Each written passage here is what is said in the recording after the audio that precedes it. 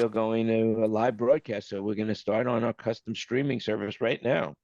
So here we go. And we are moving ahead like with breakneck speed. Welcome, everybody, to the 205th meeting of Thinking Out Loud with Friends. I'm impressed that we've gotten this far, that's for sure, and that I continue doing it, and you guys keep supporting us, and we love it. And I have to tell you, it's a wonderful thing. It's a group of guys that come together, and some girls that come together and share ideas. We're thinking out loud with friends. Just remember, everything you hear today is an opinion, and so do your own research. And with that, welcome everybody on the panel.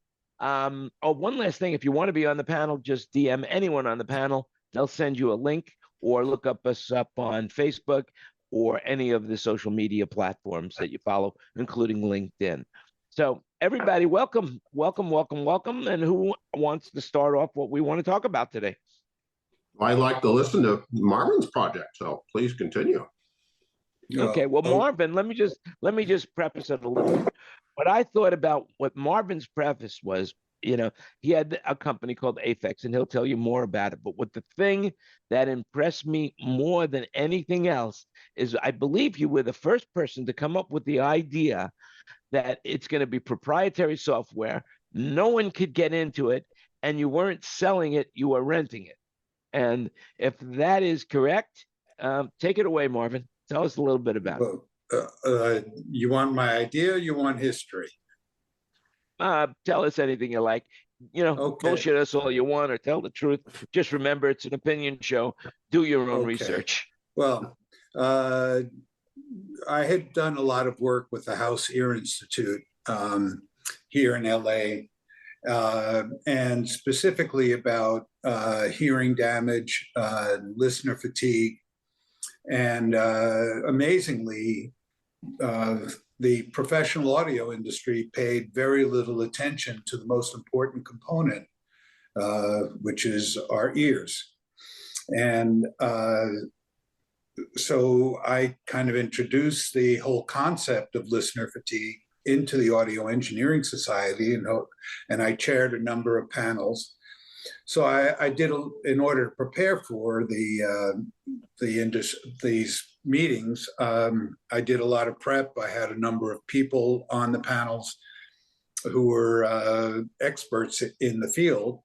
And I realized that there were a lot of things that we were doing to ourselves that were impacting our ears. And there's temporary threshold shift, and there's permanent threshold shift. So as we fatigue, our thresholds go up.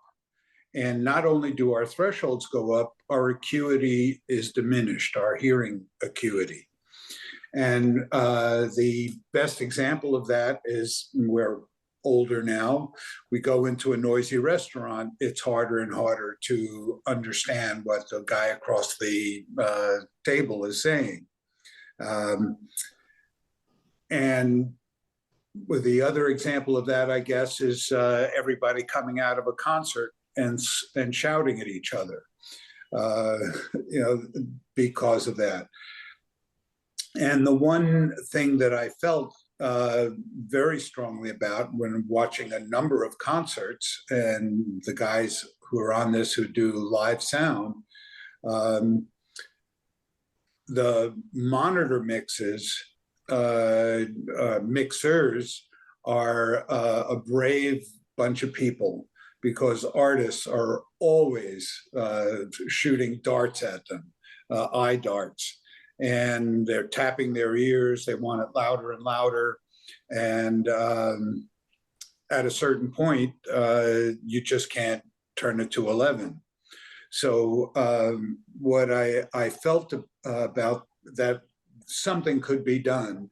And one of the things that is clear is that on headphones, the image is almost always in the middle of our heads. And it makes it harder and harder to decipher what the sound is that you're trying to pick out. And as you fatigue, you lose that ability more and more. So there are companies that are creating binaural audio mixes for live sound. The main one, I think, is Clang. But the problem there is that it's not dynamic, and anybody who holds a wireless mic is moving around. And so the idea is that you're moving your head and you're moving position in the stage, on the stage. So my concept is to do dynamic tracking of the individual and also do head tracking and combine that and dynamically affect the audio that's coming out to the monitor mix. And that's the invention. Sounds simple, doesn't it? Just quickly, a couple of questions. You mentioned threshold. So is that kind of like the threshold of acceptable audio levels into areas that are too loud for the ear? Is that what you're saying? The loudness threshold, the top threshold is always the same. You know, it doesn't get higher. But so when you get to hearing damage, whatever you define it at like 120 dB, that's the top. What happens is the window, that lower window, the lower part of the window goes up. So some people can hear down to 20 dB or 10 dB. Normal conversation is at 60 dB. But as you fatigue, that lower threshold goes higher and higher and higher. Oh, so it raises the low level signals disappear. Gotcha. So it raises the floor. Yes. Okay. Now, how does that affect the frequencies? Well, the frequencies, you can have more loss in, say, the higher frequencies, you know, from presbycusis. Just getting older, you lose a lot of high frequency. And then because of the critical bands, they're a normal hearing, you have 7 critical bands. And so if you have narrow, steep slopes on those bands, if you have other signals within those bands not masked by noise, you can get the signal. But as you fatigue, those slopes expand, so you don't have the criticality, if you will, to be able to decipher the signal, and that's where you lose the acuity. And sorry, and you were mentioning that you know, monitors. So I assume that this can be same thing for in-ears, right? Well, that's the whole. Well, the idea is this is for in-ears. Oh, it is for in-ears. Oh, okay. Oh yeah, oh yeah, yeah. That's specifically what this is for, so that when you have head tracking, there are devices that are out there now that are doing head tracking, consumer devices that are the AirPod Pro and the AirPod Max. Those are consumer devices that are doing head tracking. Interesting. So and so that becomes a more natural effect. What I have heard from a number of monitor engineers since I've investigated this is the out of head sound is a nice effect, but without directionality or accurate directionality or localization, it's only an effect. So what I'm trying to do is sync up what you're hearing to what you're seeing. That's very cool. Now, have you approached Apple on this with their Apple Vision? No. No, I'm working. I want to be able to get to the point where I can demonstrate it. And so that's what I just started working with a coder now. So obviously this is going to have to be done in the digital domain. So it's a lot of processing, because everything, all the relations, the location relationships have to be dynamically handled at the same time. So there's a lot of processing that's involved. Yeah, I mean, So this is going to be a software device, or is this going to be a hardware device? The concept we have is it's going to have to be, I don't want to get back into manufacturing. So it's all going to be done within some type of computer. And so obviously it'll be a software device. Yeah, but so sorry, but I mean, in-ears basically take a signal and blast it in your ears. Now, when you talk about head movement, that means that you're actually going to have to be transmitting data back to your application to let it know what position your head is in. Yes. Yes, Okay. and we're working on that. And there's one device I just looked at that is used for drones. It's a 3-axis compass. So, you got to get a starting position. So that's what I'm working on. Yeah, you got to have a gimbal sensor that knows what's happening. Exactly. And it's got to be somewhat shielded from the driver that's in the head of the earpiece. Yeah, it would make sense to integrate it. Then you get the whole picture, right? Right. And so I was thinking, if worst case, just put something behind the ear, a dongle behind the ear. I got to power it, and I got to get it. It's very tiny. It's all surface mount parts. If I may be so bold, I own a just a kind of off the shelf pair of in-ears. They're still $400, but they've only got a 25 NRR. I'd like to even see higher isolation. So, God bless you. Well, that's where put a big diaphragm on, put your sensors on, and then I'm going to get more isolation. So we'll all love you for providing more isolation. Right, because that's one of the problems is that I don't think I've ever seen a pair of in-ears that go over 25 NRR.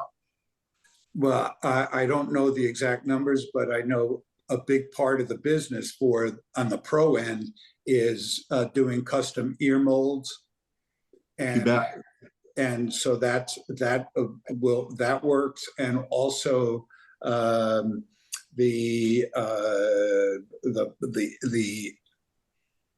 there should be room in there to do it. And also the lower end earbuds, what people complain about is that when they're moving around a lot, they fall out. And that can be a bad thing in the middle of a show. Oh yeah, no, I think most of the pro guys get molds done. It's not that expensive. So I own a pair of Shure SC 535s. That's kind of a standard in-ear, and I can get custom silicone. So you have to get your ears cleaned, then you go in for the mold. But I think the mold was totally fine. It was like a couple of $100, like $100 each side.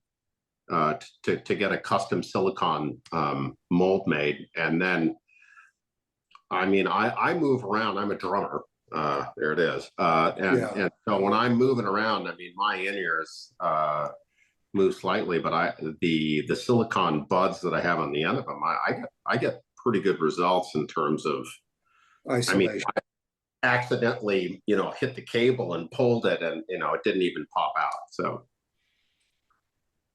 So when you say you wouldn't want a little anything that improves NRR is going to help you sell that product. So you want it in the ear canal, and whether you have to isolate it from the driver in such a way, but the better NRR you can deliver, the more people will be interested. Okay. Because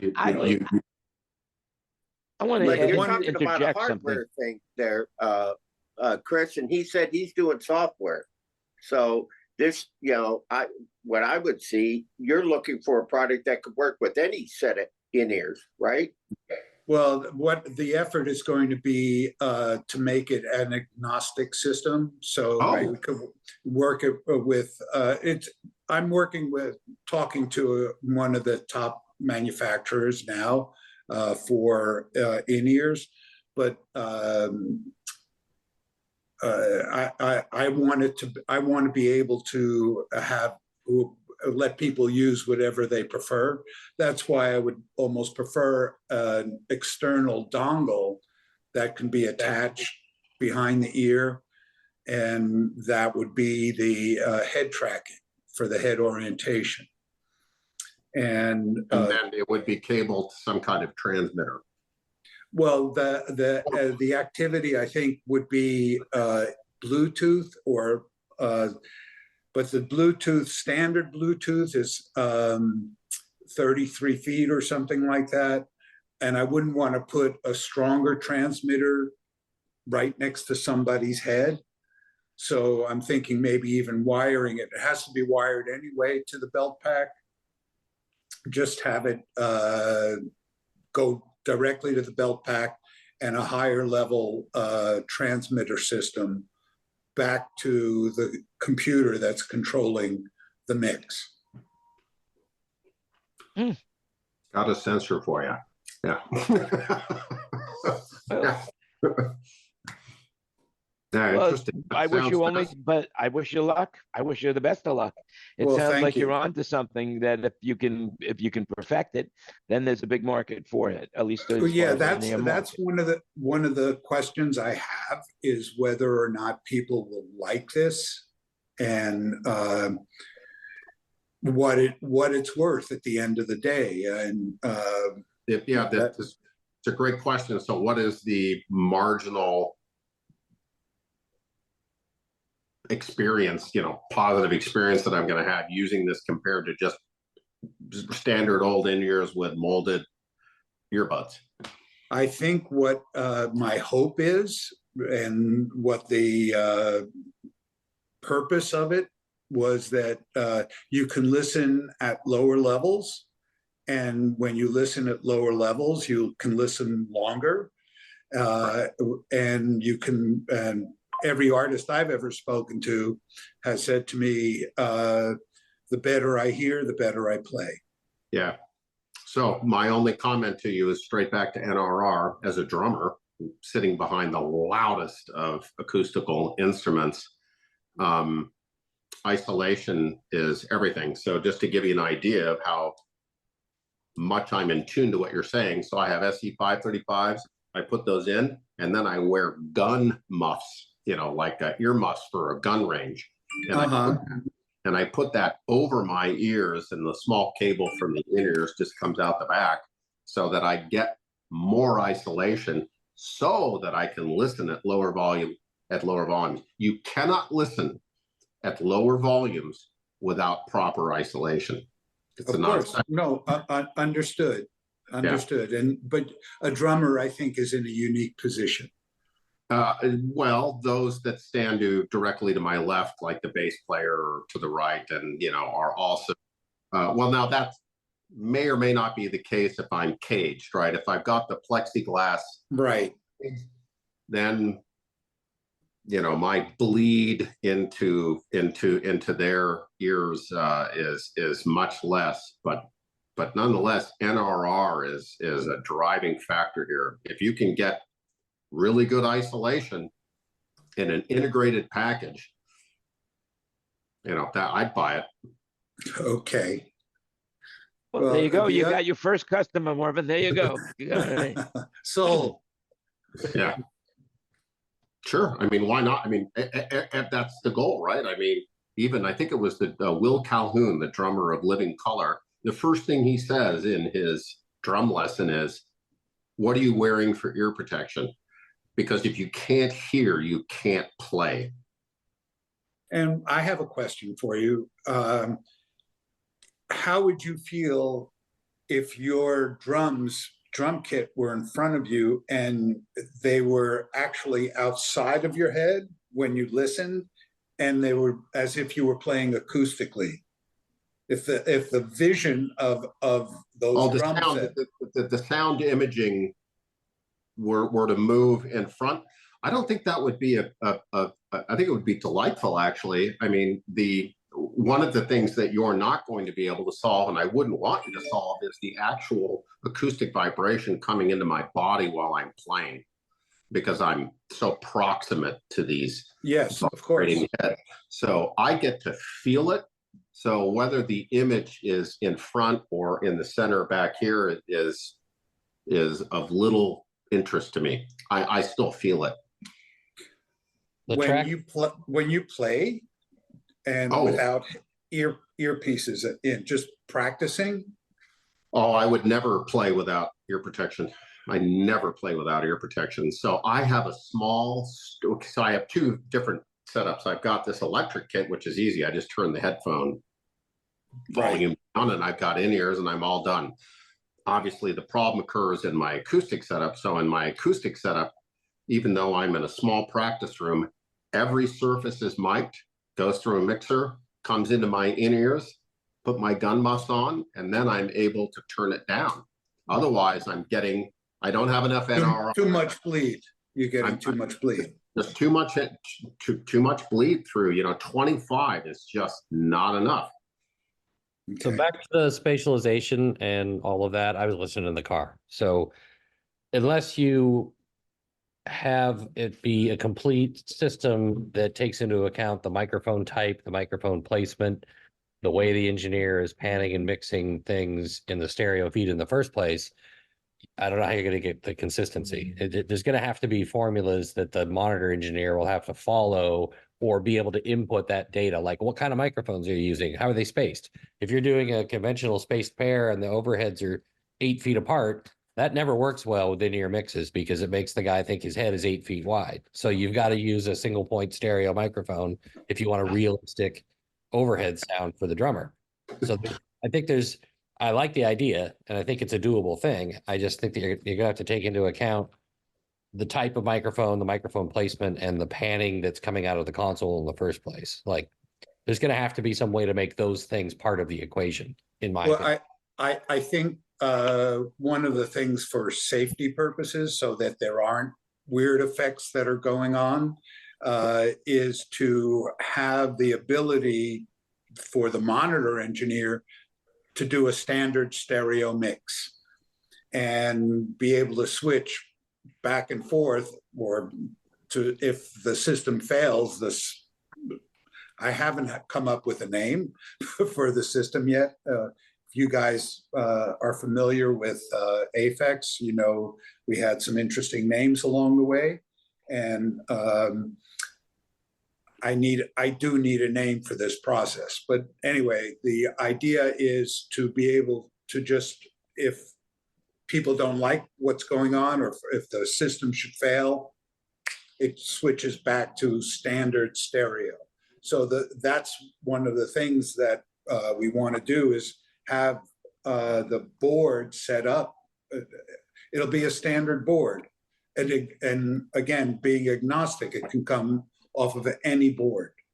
Well, there might need to be a set of parameters that the monitor engineer is trained with in order to make the best of the application. Because I think, there is no standard stereo monitor mix as far as the way people. Well, actually, what we're planning on doing is having an iPhone available to for the individual artists to be able to do their own mixes, and at least as a starting point, so that the monitor engineer would do the stereo, and the again, the process sound, for lack of a better term, would be adjustable with an iPhone. Well, the closest thing I could think of to this is what Klang's doing, except Yes. they pick fixed points in time, in space.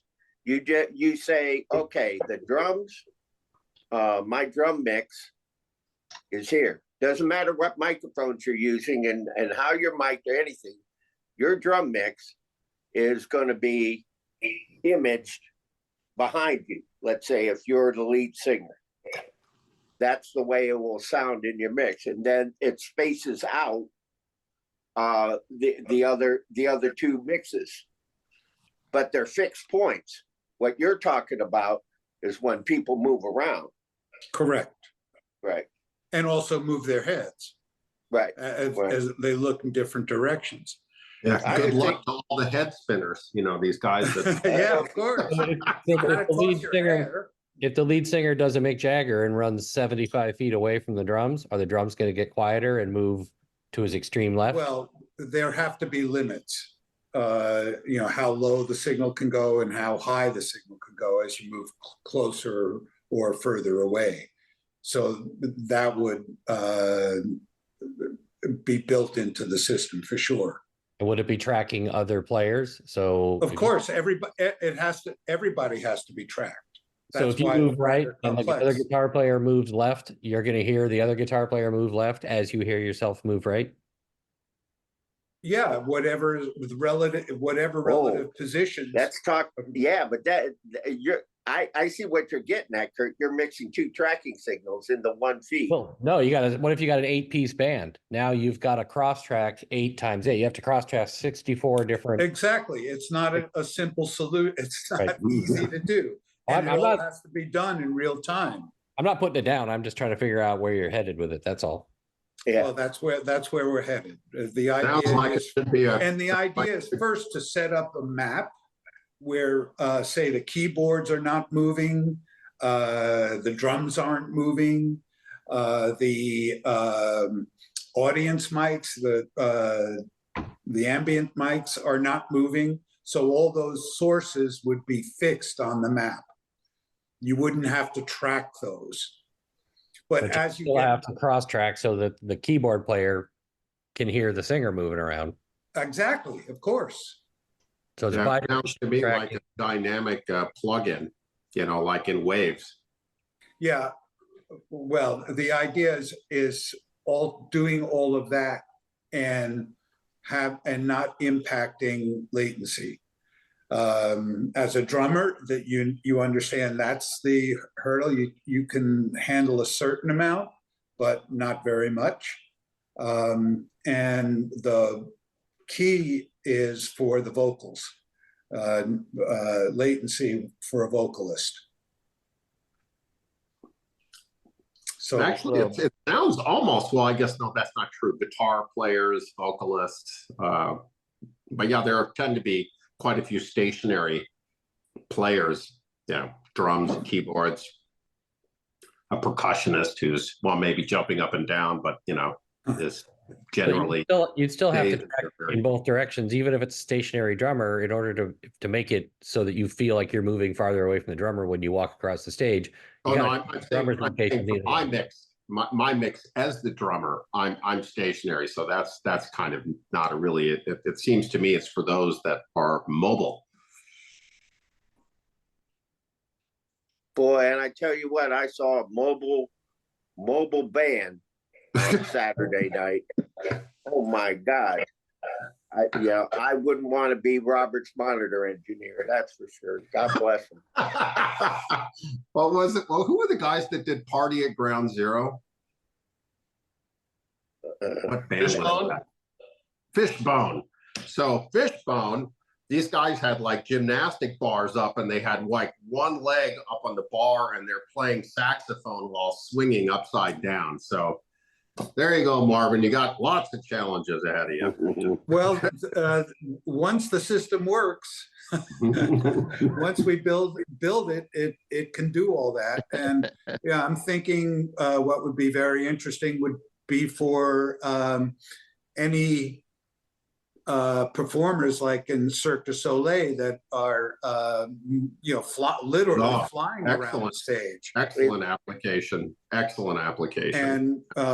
And I think their ability to hear would be improve. It would improve that kind of show. Have you looked at the Meyer Space Map Go? Because it uses camera tracking. They put little cameras in the environment and it'll camera track individuals and make their audio will follow them around. So it's kind of the same kind of thing, but it's over Yes. a speaker. Yeah, the RTLS system that we're looking at would be probably ultra wideband chirps, so that if something broke the line of sight, that wouldn't impact it at all. And you have 5 or 6 antennas around the stage, and the individuals would be tracked, who are moving would be tracked with active tags. So that's what we're looking at. Well, yeah, And, and they're just throw an RFID they're on the good to about 15 centimeters. They're accurate within 15 centimeters. Yeah. So this is creating a new position. You're going to have 2 monitor engineers essentially, because No, you're no, going to just have one. to have somebody that you're going to have somebody that's going to run this thing, No, especially out of the box. okay. I mean, until people learn it. I mean, but you're going to have it's got to be a specialty job. This is a specialty thing. There's no way a monitor engineer is going to be able to. It's just like me, all the shit that I get piled onto. First, I was a mixer. Then I was a mixer and a comms guy. Then I was a mixer and a comms guy and the music director. And then I was a mixer and a comms guy and the music director. And now I got to deal with this COVID cloud-based bullshit. So I got to fix everybody's panels that are not even within 100 miles of me. I have to program all their stuff, and I still have to do it in 3 hours. So at what point do you run out of time? and money. The money doesn't matter. You could give me $1,000. You could give me $5,000 a day. I can't do it in 3 hours. I'll make the RF guy do it. Well, Yeah, Well- there you go. Well, what I'm hoping is that having the inputs outside of your head and accurately represented, that people can set up their own surround mix, like I said, with a iPad or an iPhone. Which is where, if you look at what the Aviom system is, that's sort of what they're trying to do. Have you guys had experience with the Aviom? I have. I mean, I have a mixer that allows each person who has their own in-ear mix to adjust it on an iPhone. But the last thing we're going to be doing during a performance is looking at an iPhone. You know, that's my point. Yes, I absolutely agree. And that was my objection to the Aviom system. You know, you want people to concentrate on playing, not their mix. Yeah. Well, if I'm correct, the Aviom system became pretty big in the church world for the church market of those entertainers that were performing, or whatever you call those Yeah, people. but the ideal is that they get their mix together and then they leave it alone and they play the show. So Right. That's kind of what happens anyway. I mean, the adjustments during the show, a little bit here, a little bit there, but you know, once you get a drum mix, that kind of stays. Once you get a bass mix, that kind of stays. You know, and I use the Aviom system a lot, and I also use the one that Midas put out, which is both on their Heritage and their M32 boards. Same thing, Right. little 16-channel mixer about this big, and you have, you know, pan and volume and individual EQs and stuff. But once it's set, pretty much leave it alone. Alan Heath, that's the same thing. Which Yeah, one? I actually work with a couple of different bands, and they don't even use that Avion. I know Midas has 2 different setups. You can use the Behringer P16 units, or Midas has their own style. But a lot of groups I've been working with, they will call me and ask me what board I have, and then they go download the app, and then they just log in and on their iPad and run it off their iPad. A lot of them that I've been doing are with my Midas board or my Alan Heath, and they just download Mixing Station, which is a third-party app, and they just run right off of that, and they don't have to worry about it. They're like, yeah, we'll run our own monitors. You just worry about what we're selling it from the house. We'll run our own monitors. It's actually pretty cool. Are there a lot of- It's a great app. Yeah, very great app. So Except once it the doesn't show work is with set up, Campbell's, though. there aren't adjustments? Typically, no. I mean, a lot of times, you know, once you get it set up, it's just during the show, there's sometimes it's like, okay, you know, we need to turn this person down, turn this person up, you know, or whatever. Every now and then they'll make self adjustments, but it's usually, you know, between songs or, you know, whatever. It's usually when like they get down one song, someone will go, hold on, and he'll adjust something, and then they'll go right back in, and the band will talk while someone else is adjusting something. So they don't do it during the show. They do it, you know, or during their singing or whatever. Usually done between the little break between songs type deal. I would imagine that this technology is going to be at a price point that no one using it's going to be using a Behringer or anything.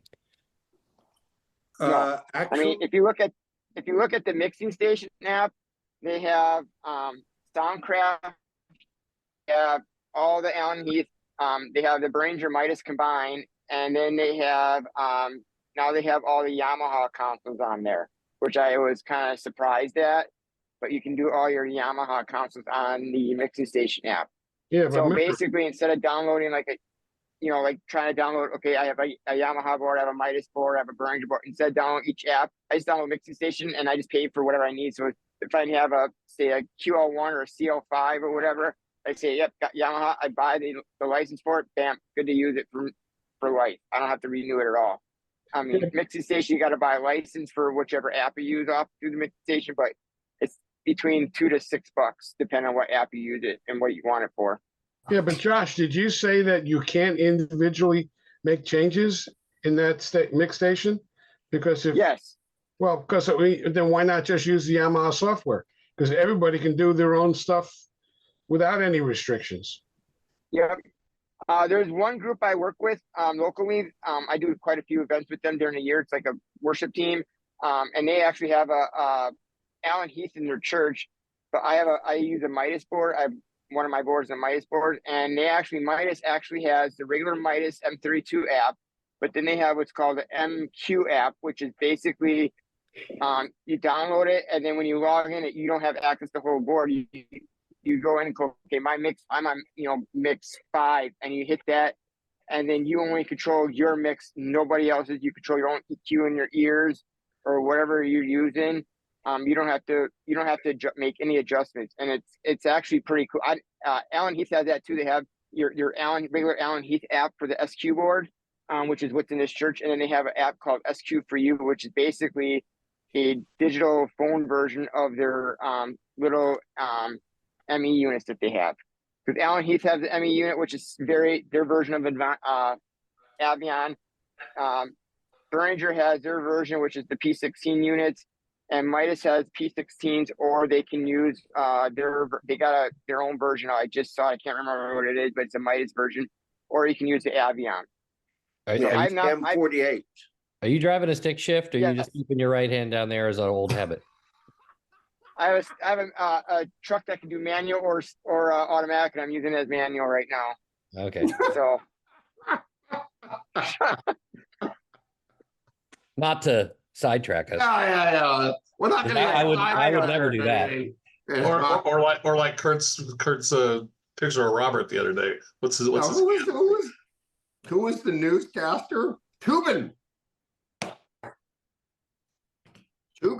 Yeah, the guy on CNN who was caught doing something very nasty on a Zoom call. Oh my God! Yeah. Anyway. So, in order for the sound app to work, the mixing station, This there's has been very, very Wi-Fi interesting so far. system. I like where we're yes, going. so I like basically hook up a Wi-Fi unfortunately, the router type- to your board, and then you give whoever, you know, if you're using a whole group, make sure you get a good router too. Don't buy a cheap one. I found out if you buy a cheap one, it likes to kick people off and drop signal, and it's not strong. So I have an Apple router and an old Apple router that still works, and I bought a couple of new ones. But basically, hook it up to your board. Most boards have a network plug for a router. Hook it up, and then you just tell whoever's, you know, wanting to log in, here's the username, here's the password, and then they can log in, and then they just look for the board on the app, and it will sync right to the board. So you don't use the internet. You don't go through the cloud. It's not even used to the cloud. The way you hook it up, you don't hook it up like when you hook up the board, you hook it up into one of the output ports of the router. You don't hook it up to the input port. Yeah, it's just a local network. Yeah, a LAN. Yep, the LAN. Yeah, that was our concept, to just do that, all the control locally, local area network. Yes. Yeah. not I mean, through the I've done internet. several. I've been doing installs in churches and with a lot of praise teams, and they like, well, we want our, our praise team wants to control their own monitor, and then they see, okay, a lot of them either have the Behringer wing board they either will put in, or they put an Allen Heath in, and like, well, we don't want to spend the money on the P16 units.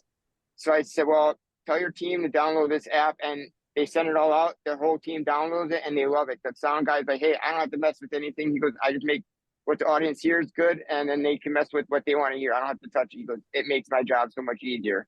So I mean, if you're a sound guy in a church or whatever that uses it, it actually is nice because you don't have to worry about dialing in like 8 different monitors. You just have to mix the house type deal.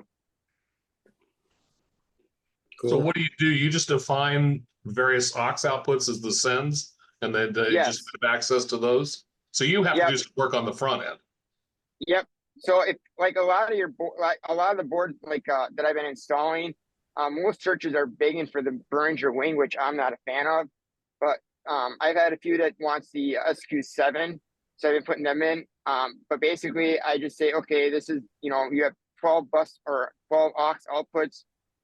Okay, this one's going to the lead singers in ears. This one's going to the piano in ears. This one's going to the guitar in ears. And then I sign them right on the board and label them right away in the mix or on the app. So this way, when they see it, they say, oh, yep, I'm guitar. Right there's the guitar channel. And then they just have control over the guitar or whatever channel they're on. And they don't have to worry about mixing.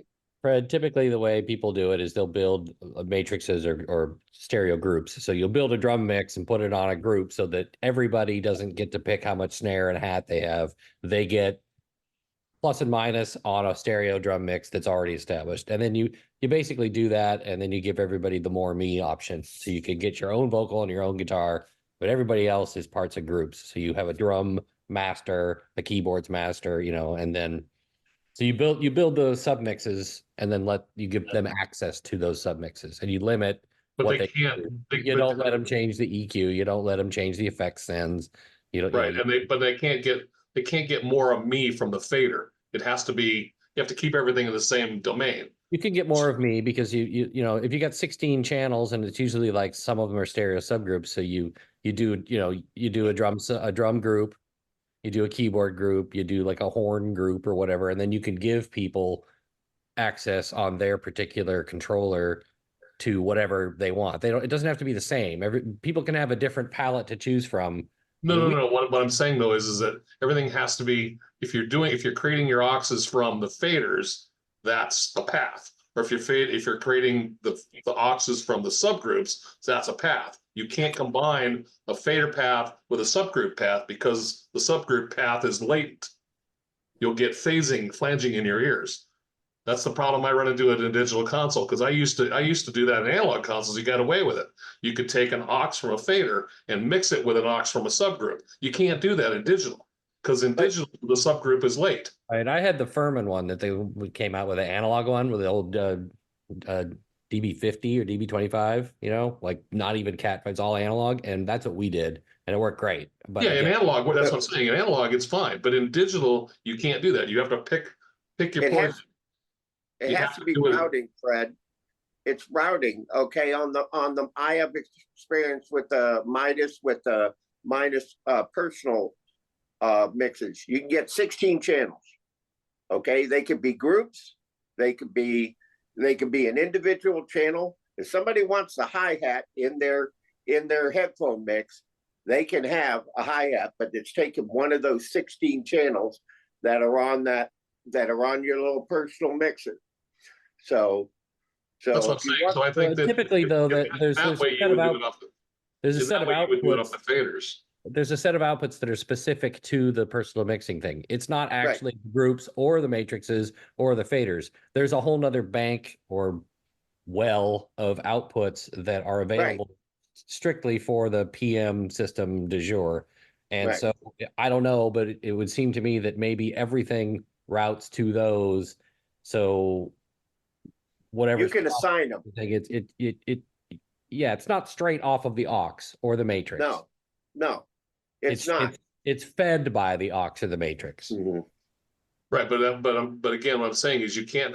you have to pick your poison. You either pick some from the faders, or you pick them from the subgroups, or you pick them from the matrices. Wherever you're going to define those, you can't take a fader and mix it with a subgroup on an aux. If you don't have any type of processing on one that you don't have on the other. Doesn't matter. You don't need any processing. There's already going to be latency. The fact that it goes from a fader to a subgroup, the subgroup is late. What about an aux? What about 100%. It Fred? doesn't matter. It doesn't matter. It doesn't matter if the signal comes in a fader path and then it goes to a subgroup, and you try to mix a subgroup with a fader path, the subgroup is late, and you're going to have phasing. You're going to have a time delay. That's why Robert always talks about the cool thing about the Avid desk is that everything comes out the back in 0 time. The desk takes into account the time management, right? That's The bus Avid does. desk. Yeah. The Yeah, bus, it has latency ADC. compensation. right? The automatic delay compensation, correct. But if you try to do that on most digital consoles, like I said, I get into this trouble with this all the time because in CalRec doesn't have an ADC. So if I try to mix a fader aux to a subgroup aux, there's a problem. So I have to mix all my auxes either from the subgroups or from the faders. And if I do it from the faders, then you generally have to, if you're going to make a mix of, let's say, the drums, you would assign, well, it's still the same aux, it's a stereo aux, it's still, you got your panning and whatever, but you have to keep it within the parts of the console. Even and I think the way the matrices are, they're even further down the line because you can put a subgroup into a matrix, right? On most consoles. Yes. Yeah. So now you're even more latent. If you try to take a fader path and mix it with a matrix, you're going to have even more weirdness in your ears. Well, and the problem with the ADC though, so yes, you might not have latency between inputs, but once it sums and once it does the math to add up what the thing is and make everything latent in agreement, right? Now you're the drummer or the lead singer or the guitar player, and nothing feels right. Right. Everything because it's all slid down. Exactly. Everything is now, everything is now is slid down to match the longest path. Right. Just add that with a click track. Fixes one problem and creates a different one. It creates a different one, right? So generally, I would think that you were going to create off the fader paths because that's the least latent to start with, and second of all, it gives you the most options. I know how to solve the problem. Give me the digital console. Yes, right there. You're pointing at it. Yes. What I do when I have the Avion with Choro's show is I've got 16 tracks, right? So I give him the 8 tracks for the drums. By the way, I take direct out and I go that way into the P16 mix. So I have direct out for the drums, the bass, and the keyboards. And then I have aux mix for tracks, clicks, and the vocals. And apparently it's not enough of an issue to get these guys crazy. But so the tracked outs are going to be pre any insert or the digital equivalent of an insert? No, just straight out. It's the same thing. It's the same thing as taking it off the fader path. So it doesn't, it's all in time. So if I have an aux, that's in time as well? Sure. If you have an aux from the fader path.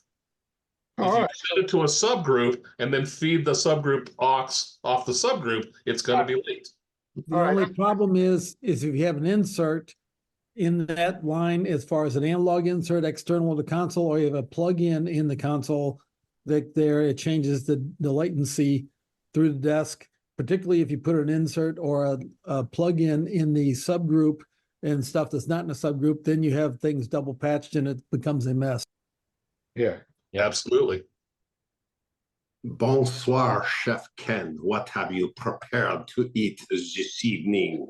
I had chicken pasta stir fry already with a cab sauv and a little bit of sparkling water. So I already done that, and it's a couple dark chocolate almond dessert. Anyway, the other question is coming way back to discussion from earlier was talking about in-ears and bone conductivity on molded ears versus non-molded ears and stuff like that. The issue is that bone conductivity pretty much is more prevalent below 250 hertz. And the question is, do you need that to be directional, since those frequencies are directional, in in Omni anyway, yeah. Omni anyway. Do you need that to be, do you have a band pass type thing on the in-ears on your listening and only have the directionality of the high frequency of it? That's part of the special sauce, I'm gonna guess. Well, we Smiling. haven't considered that at this point, and we keep on talking about latency. And one of the questions I have for this group is, what is a maximum amount of latency before for a vocalist in particular, where it remains imperceptible? Is there a number that you guys have? In ears, I have vocalists that tell me that they can hear 5-6 milliseconds. Other ones can't hear more than 12 to 14. But usually, Wow, that's forever. But usually, if you stay within it, but see, the other thing you got to consider is that most digital consoles are what, 2 milliseconds, 3 milliseconds to start with. Yeah, and we're talking about possibly using Dante to communicate, and just going in and out of Dante is 150 microseconds, or perhaps even longer. Yep. So what I'm concerned about is the processing delay that, with everything added up, flips it into noticeability.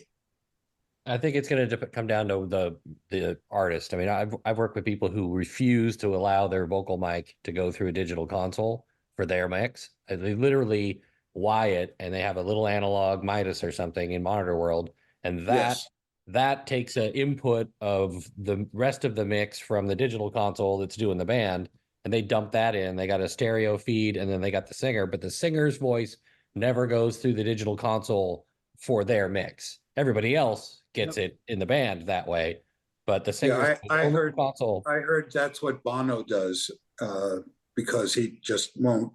He's very sensitive to any latency. Yeah. There's quite a few people who do that. And I have several artists that do that. Yes, we have a separate mix, and usually when using the direct into the high end mic pre's or whatever for that, and they have a whole system set aside that this all set for it. Yeah, I've seen it with rack mixers and boutique pre's, and I've seen it with a little Mackie 1202. I've seen the whole gamut of people doing it different ways. But have you had them that do only their ears that way, and then still have the mix coming from the band for certain ones they want that is not analog? Yeah, mostly what I see is they'll wire the vocal mic or the output of the wireless or whatever, which is going to have latency anyway. And they'll go into the digital stage rack, and then that goes to the band mix for everybody else. And then the other side of the Y goes to a little analog mixer. And then the digital mix of the band, so the drummer and all that stuff, that goes into the analog mixer too. So the singer isn't as concerned about the band being a few milliseconds latent. It's about the relationship between what you hear in your head and the bone, your side tone, and all that stuff that they don't like. They don't care if the guitar player's 2 milliseconds off, because they're not playing the guitar. It's the natural bone conductivity and the head tones and the stuff that you hear even more pronounced with sealed in ears. That's what is bugging them. Yeah, you hear your jawbone. Yeah, absolutely. I mean, I think I've got the top line fractal thing, and I wanted to really like it, but I can't stand the thing because even as good as it is, it doesn't feel right. It's off by just enough that it doesn't feel like playing through a tube amp. It's just not the same thing.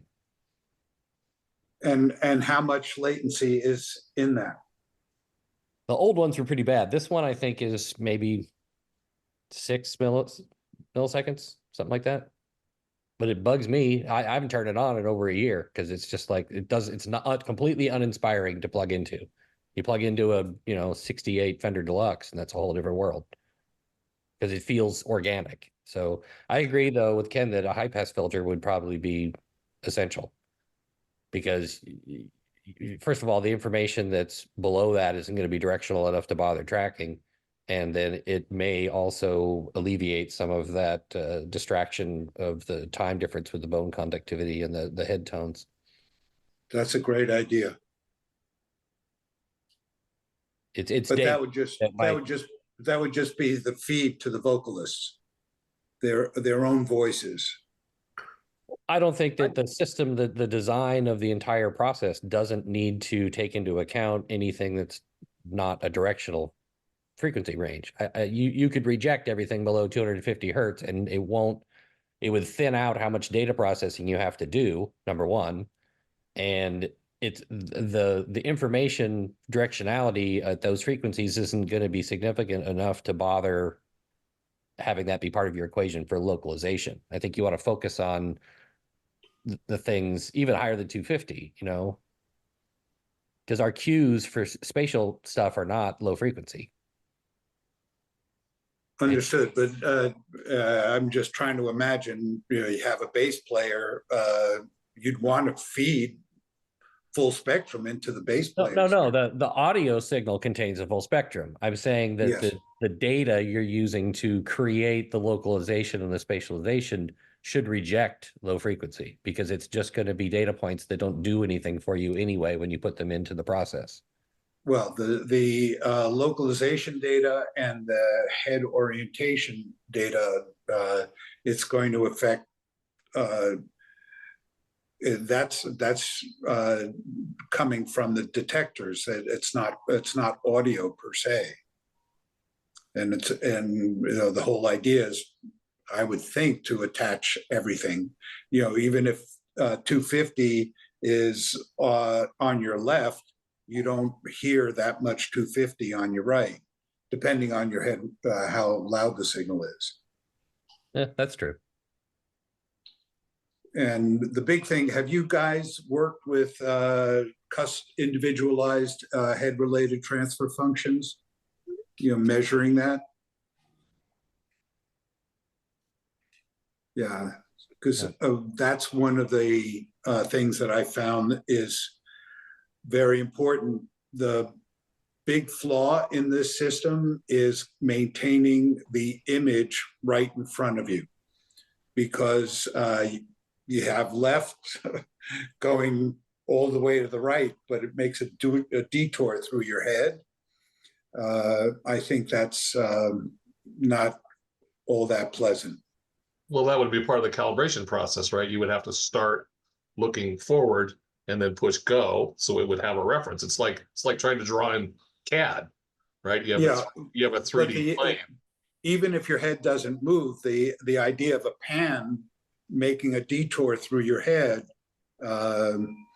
when the image is right in front of you, that's the one of the issues that I'm dealing with. And the most important image is the one that's right in front of you. Well, how are you going to translate the tracking data into changes in the audio signal? Are you going to use delay or phase, or what? Well, how do you take the information and turn it into a change in audio? There would be a delay of about a millisecond a foot, each foot that is moving. There would be a change in some level, and there would be a change in the amount of mix of reverb and direct signal. As somebody moves further away, you get more reverb in the mix, and if somebody gets closer to you, you have less reverb. The idea, and we'll have to play with it once the system works to see what elements are most important to make a convincing natural sound. So, but the way we localize organically is frequency response being different from, yes, it's head related. Clearly, your head shielding the left ear from what's directed to the right ear. So there's frequency response changes, and then there's arrival time changes, and there's early reflections. So yes. Those are the three things that, are you planning to try to get it to dynamically track all of that stuff? So as you turn your head, the phase, the amplitude, and the... Well, that's what they're, that's individualized head-related transfer function. So the idea is to create a surround mix and render it down to binaural. And in the rendering, it would be hopefully an accurate rendition of what an individual's ears do to the sound and head. So it's as convincing as possible, so that the zone of confusion is minimized. And then there are various tricks perhaps we can find to keep that image out in front. Okay, That's but the hope. is it going to be accomplished by phase, amplitude, and I don't think we're going to play with phase. In the head-related transfer function application, there would be phase, but and frequency response change, but not that we would. Once that's fixed, then what we manipulate is not going to change. That won't change. Right now, we're looking at amplitude, delay, and direction. Okay. And the amount of reverb. And one of the things that many artists have told me about is their sense of isolation when they're using in-ears. And they don't feel attached to, connected to the audience. And I think if there's directionality from the ambience mics, I think it'll improve the artist's feeling about being in a live concert.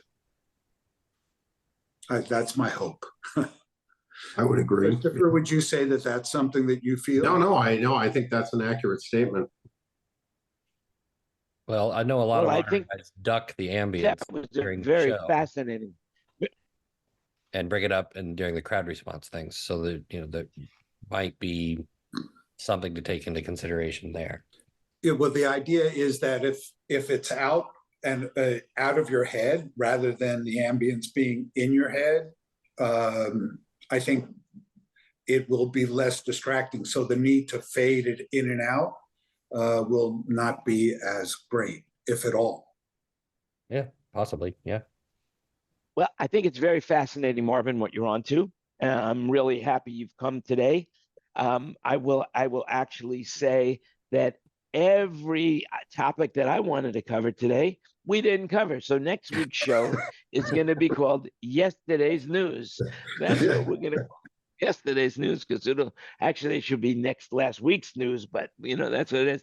But listen, it was fascinating, and we wish you all a lot of luck, and we want you to keep coming back to talk about it, because everybody in the room was absolutely captivated by what you were saying. And That was a fast hour. Yeah. It seems that a lot of people and guys, in this room have a lot of if I can opinions. just put it out there, if you can think of a name, I put out a couple of names to, and my son is in marketing, and he sent me back a vomit emoji. So I think it would be most useful for guys that spin their hair. So I would call it hair spinners. I got Raptor. Well, you just got to be careful that what was that movie, Wayne's World? How do you got to watch out for those guys. How about Check out Cannibal Corpse, man. I mean, all the guy does, his neck is like this thick, and he just spins his head for 30 minutes without stopping. I don't know how he doesn't fall over. how about Out of My Mind? Yeah, We'll come that? up with something for you. all right. We got a lot of creative people in the room, but All right. we're going to stay in the room. We're going to stay. We're not leaving, but we're going to shut off to social media, because we've been broadcasting for an hour or streaming for an hour. So I want to say goodbye to everybody on social media. Thanks for watching. Marvin, if they want to contact you, is there a way for them to contact you? Marvin Caesar at Gmail. That's There you go. It's CAESAR. Very good. Well, it's fascinating. I hope you come back. Talk about other things other than what you're working on, because Sure. I know you've got a very interesting life. And we've known each other a long time. Yes. Thank you, David, for inviting Marvin into the room. Anybody who has anybody that wants to invite somebody, please feel free to do that. Just remember, everything you heard today was an opinion, so do your own research. And with that in mind, if there's anybody that has anything else they want to say before we say goodbye to social media, now would be the time. Thank you for the platform. Good. Nothing. Happy Earth Day, everybody. 206. Jan has. Well, where'd you go? Where'd you go? Jan has left the building. Jan is doing his latest Marcel Marceau interpretation, and it's absolutely fantastic. He's doing his He's Houdini. been able to maintain it without blinking or moving now for more than 10 seconds. I think his spatialization software just failed. Greg, I think your mic's off. Yeah, there you go. Yeah. I I've think been that's- having a lot of Live streaming, problems. that looked like a Curt opportunity Jan, you're right back. there. So Not really I got something. I got something interesting. I'm in a horrible Wi-Fi. Yep. Jan, are you there? He's gone. I think No, we're I still thought- on the internet. I found something Yeah. interesting. You know, we use the iTags, little Apple tags for things that you can put them in. But then I found this, and there's stickers, and you put